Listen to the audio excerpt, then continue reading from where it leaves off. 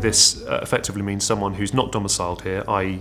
the UK is not their permanent home, and they were not born here. Typically this will be someone who was born, a foreign person born in another country who's now come here, but it could be someone who was born abroad but had a UK domicile of origin, for example, because their parents were living abroad for a while.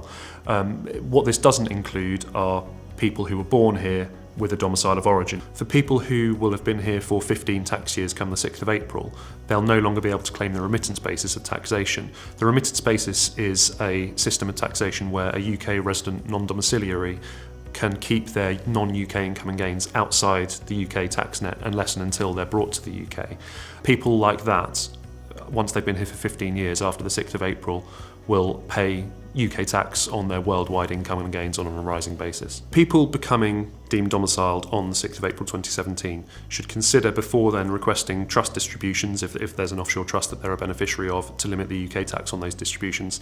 They may also want to consider setting up their own trust before the 6th of April if they're not already deemed domiciled for inheritance tax purposes under the current rules, i.e. they've been here for 17 out of the last 20 tax years. After the 6th of April, they also have the opportunity to do a couple more things which could be beneficial, including rebasing their assets for capital gains tax purposes to limit the future tax that they would pay when they sell those assets. And also, if they have offshore funds which are currently mixed capital income and gains, they have the opportunity to segregate those so that they can then bring the capital into the UK without paying UK tax on it.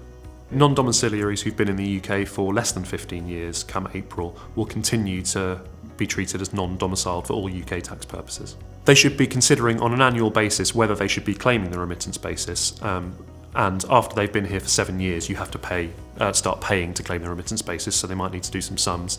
They should consider segregating out their capital and income and gains, and they should also consider setting up a trust because they continue to be outside the inheritance tax net until they've been here for 15 years. The main message for people thinking of moving to the UK is that they should take advice well in advance of coming, preferably a tax year in advance.